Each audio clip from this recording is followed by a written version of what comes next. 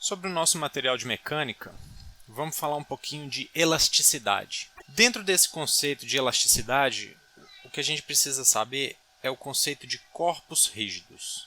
O que a gente chama, por exemplo, um corpo rígido, o que efetivamente nós estamos trazendo com esse conceito. Na verdade, ele está associado à sua capacidade de deformação. Vamos pegar uma mola. Se a gente aplicar uma carga de leve numa mola, a gente consegue deformar ela, muitas vezes com a mão. Agora, se a gente pegar, por exemplo, uma chapa de aço de 1 polegada, a gente pode subir em cima dela que ela não vai deformar. Então, esse conceito, na verdade, essa concepção de rigidez está associada a essa deformação. O problema é que muitas vezes nós associamos essa deformação a uma impressão física. Então, o que nós conseguimos sentir, se a gente conseguir sentir uma deformação física, a gente diz que o corpo ele é não rígido.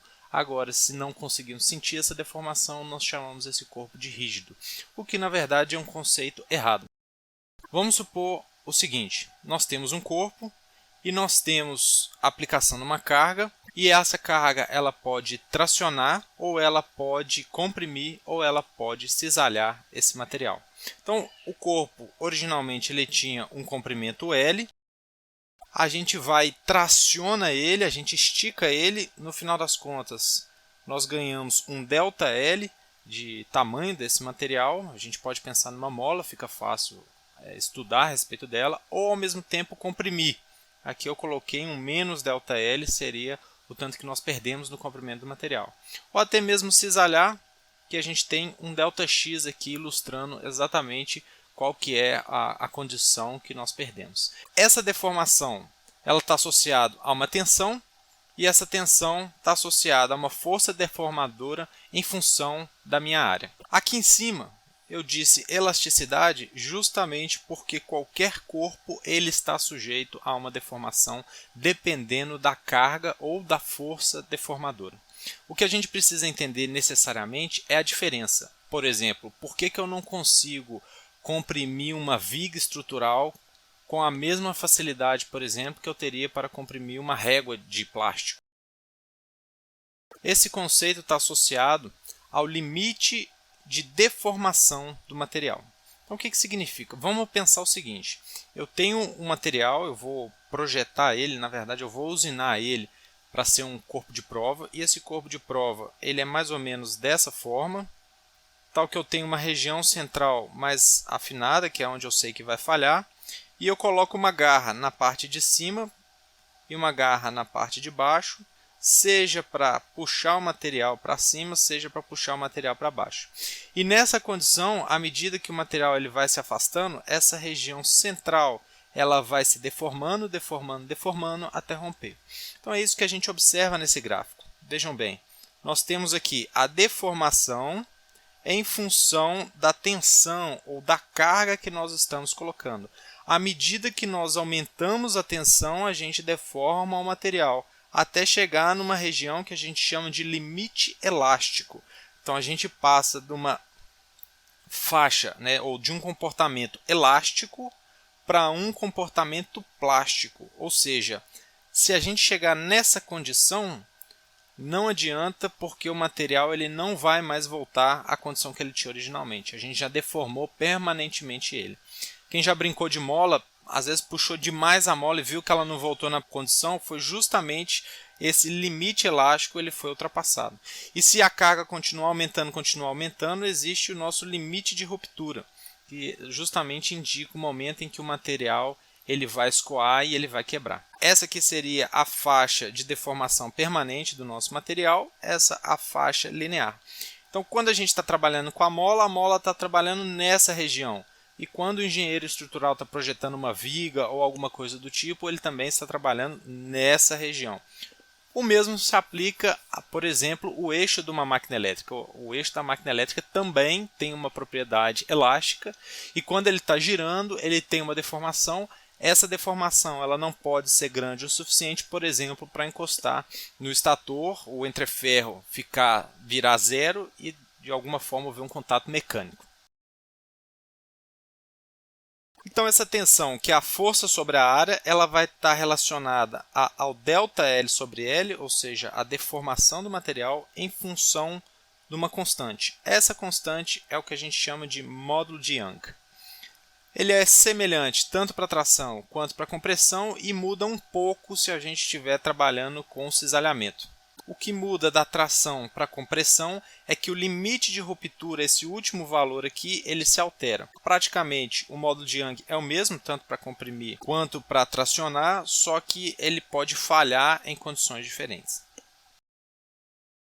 Para ilustrar, nós temos aqui, por exemplo, o aço, o alumínio, o concreto e a madeira, mostrando o módulo de Young para cada uma dessas situações. Que para uma mesma carga, a madeira ela vai se deformar muito mais fácil do que, por exemplo, para o aço. E ao mesmo tempo, o limite de ruptura, ou seja, a madeira ela vai quebrar muito antes também do aço.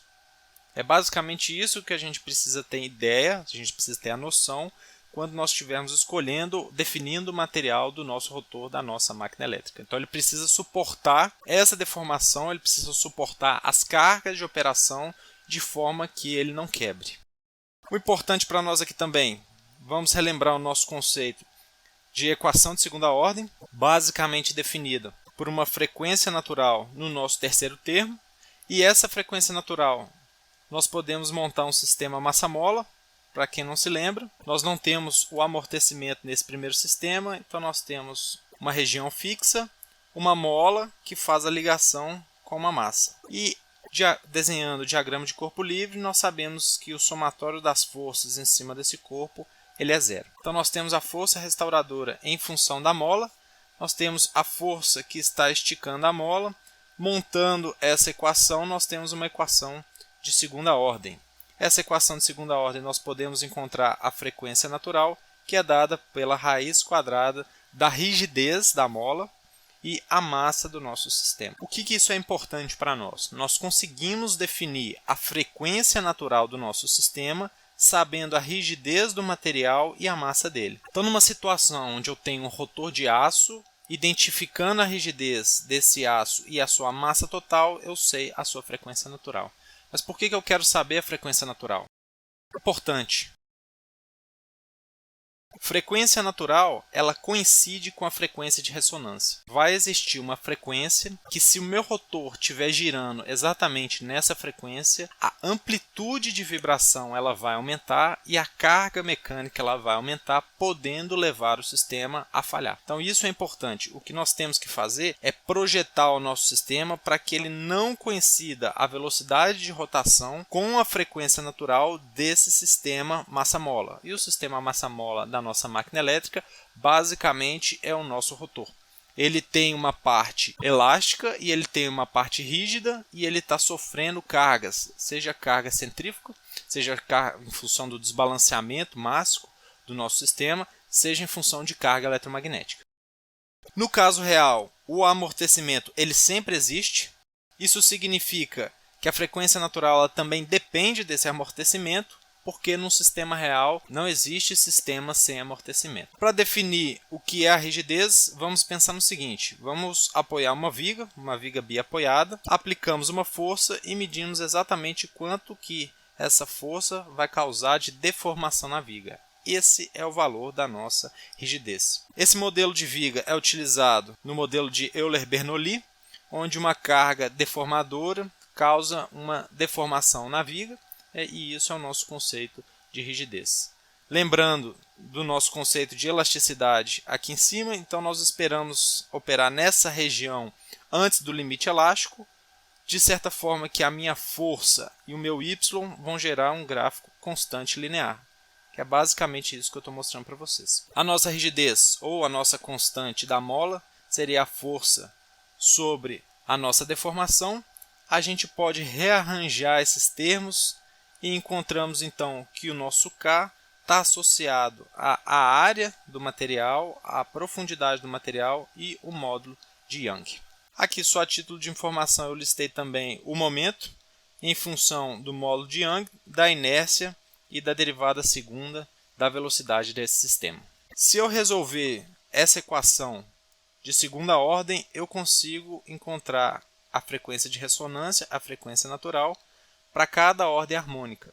Se alguma vez vocês precisarem calcular a frequência natural e, com isso, a frequência de ressonância do rotor, vocês podem usar essa equação, que ela é baseada no modelo de viga, mas que ela se aproxima muito do que seria o rotor da nossa máquina elétrica, considerando o módulo de Young, a inércia do material, as propriedades e a área efetiva desse material. Lembrando que isso aqui é para um corpo cilíndrico, leva em consideração também seu comprimento e a ordem harmônica. Então eu vou ter frequências naturais de várias ordens. Para nós, geralmente, ela é mais importante da primeira à terceira. E quais são as cargas que podem atuar nesse eixo? Cargas do tipo centrífuga. Eu tenho elementos, o meu rotor ele não é perfeitamente balanceado, então eu tenho elementos que vão forçar a massa a sair do nosso sistema, então tem uma vibração natural. A frequência natural que vai amplificar, por exemplo, essas cargas de desbalanceamento. E cargas eletromagnéticas. Por exemplo, eu posso ter uma carga que não é perfeitamente equilibrada eletromagneticamente falando, ou até mesmo distúrbios, tanto mecânicos quanto elétricos, que podem ser sentidos ou percebidos pelo acoplamento eletromagnético. O cálculo da tensão centrífuga, em função das cargas querendo seguir na tangencial da máquina, podem ser calculadas em função dessa equação, o que indica que varia com o quadrado da velocidade. Por isso que eu indiquei para vocês que quanto mais rápido rodar a máquina elétrica, mais difícil manter um entreferro pequeno, porque a força associada a essa velocidade ela é maior. Se a força ela é maior, consequentemente, esse deslocamento também vai ser maior e a chance de encostar o rotor no estator ela é muito grande.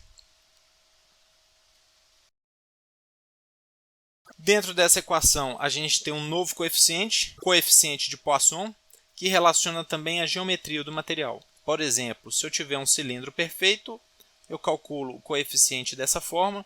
Se eu tiver um cilindro com um furo no meio, seria dessa forma, ou uma casca de cilindro, o coeficiente de Poisson ele é aproximadamente igual a 1. E basicamente, ele mede a deformação transversal em relação à direção longitudinal. Foi basicamente o que eu escrevi aqui. Aqui embaixo eu só listo algumas características do coeficiente de Poisson para o alumínio, para o cobre e para o ferro. O que a gente percebe que para o alumínio e para o cobre ele é basicamente a mesma coisa, mas para o ferro ele é menor. E a nossa força centrífuga, então, ela pode ser calculada pela massa, a raio do rotor e a velocidade, considerando isso aqui apenas uma partícula rodando a uma velocidade ômega. Aqui no caso eu usei o ômega maiúsculo.